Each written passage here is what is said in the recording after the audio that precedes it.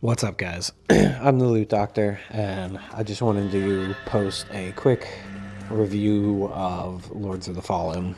From my perspective, I'm a pretty average, normal gamer. I've played all of the Dark Souls. They're all really good. I played Elden Ring. I've played Lies of P, and I think Lords of the Fallen is a great addition to the Soulsborne series. In the background, there's just going to be some regular gameplay of me exploring and the first few hours of regular gameplay, like at least the first hour of regular gameplay.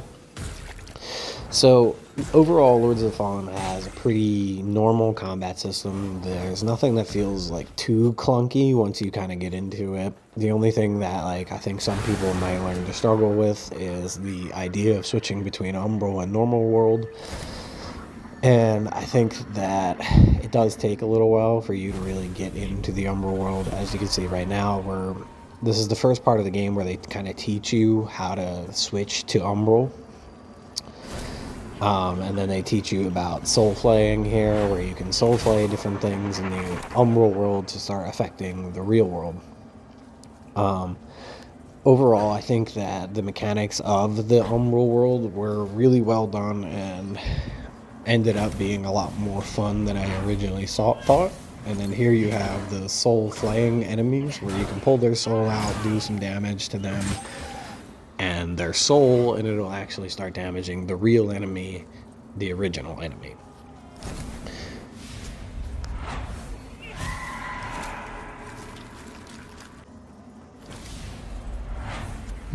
And then here coming up, the game starts to teach you about the mechanic of the longer you're in the Umbral Dimension, the more that the Umbral Dimension starts to kind of punish you.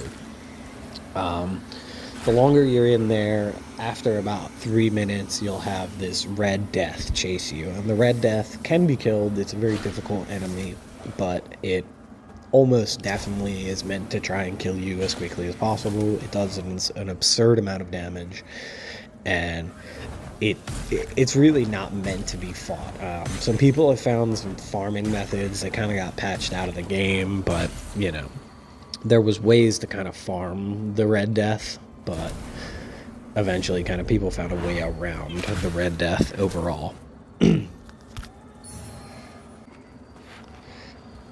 Then they get into this mechanic. This mechanic is the idea of opening doors, right? There are certain doors in the game where the Umbral Dimension kind of blocks your path, right? You're not able to proceed because the Umbral Dimension has some kind of locking mechanism. Usually the tentacles, you got to chase them around. We unlocked the first tentacle earlier in the gameplay playthrough, and then you can see the second tentacle unlocks right here. And then we get into this is the first bonfire that you hit in the game, and then the first major kind of major boss fight, right? Every Dark Souls kind of has this tutorial boss. So here you can see the level up screen. The level up screen is pretty nice, pretty simple. You got your strength, your agility, your endurance, your vitality, your radiance, and your inferno. Radiance and inferno are the two magic types, and then combining them creates the third magic type, Umbral. But I was a pyro, so I maxed out inferno as much as I could, and vitality. And then we get into this first boss fight. So the first tutorial boss fight is this guy, Odo. Odo is a cool dude. He was, your typical soldier of Godric type boss, right? He's just thrown at you, and you're meant to be able to kill him very easily.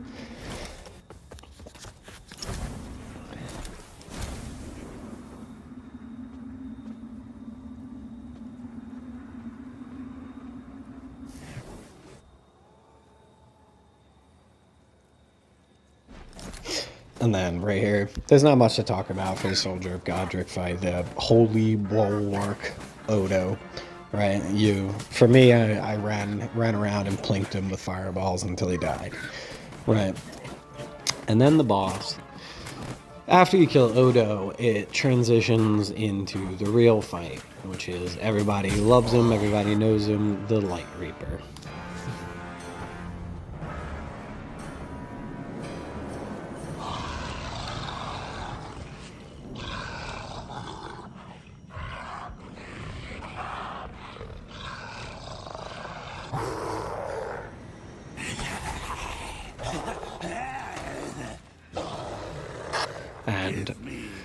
just like it's meant to do, the Light Reaper is meant to be a boss fight that, like, the very few people in the world can probably beat him, and, you know, this is obviously what happened to me.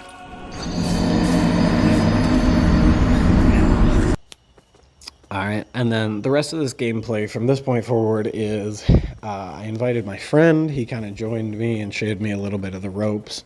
So this is some of the multiplayer gameplay. The multiplayer in Lords of the Fallen is very well done. It's as seamless as possible. The only gripe that, like, me and my kind of friend group had with it was if your buddy dies, your buddy is either has to be resurrected or just kind of suffers, right? And that's very different than what we thought it would be, where your buddy would... I thought that your buddy would go into the Umbral Dimension, and then if you died, you would join him in the Umbral Dimension. But that's not really how they wanted it to happen. So it kind of just ends up being no, right? Like, no, if he dies, he stays dead. And you die, then you go to the Umbral Dimension, but you still have to res him, right? So some people like this mechanic, some people don't like this mechanic, but it is as seamless as it can possibly be for a Dark Souls game. But Dark Souls was never really meant to be a co-op type of game, and, you know, this is a Soulsborne at the end of the day. So there's not a lot you can expect from these type of Soulsborns and stuff. And yeah, he does have a bell fit. He's one of the cult of the bells. But typical to my friend's group, my friend leaves just before the first major boss fight, the actual first boss fight. By your radiance, grant me the strength to continue to endure these dark days, to lay bare the path to salvation for my wayward brothers and sisters, so we may walk it together, and to strike down all those who would see our will defied. Even as our suffering continued, I honored my pledge of patience to the Exactor. And yet you now appear before me, a stranger, bearing what was not yours to receive. And just like a typical normal boss soul, first boss, she proceeded to whoop my ass several times.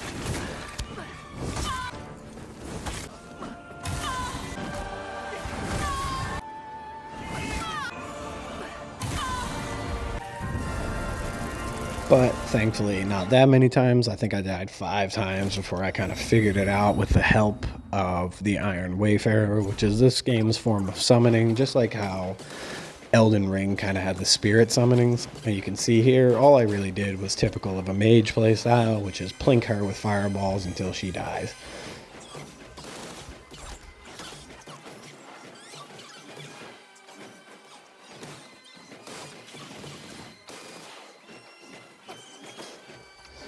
But one thing that you can say about Dark Souls games is this boss was an extremely well done fight, a really cool mechanic, and all the Dark Souls or Soulsborne games have amazing boss fights, amazing mechanics, amazing cinematics, and overall, I think that if you are on the fence about playing Lords of the Fallen, you probably should get into it. It really is worth it.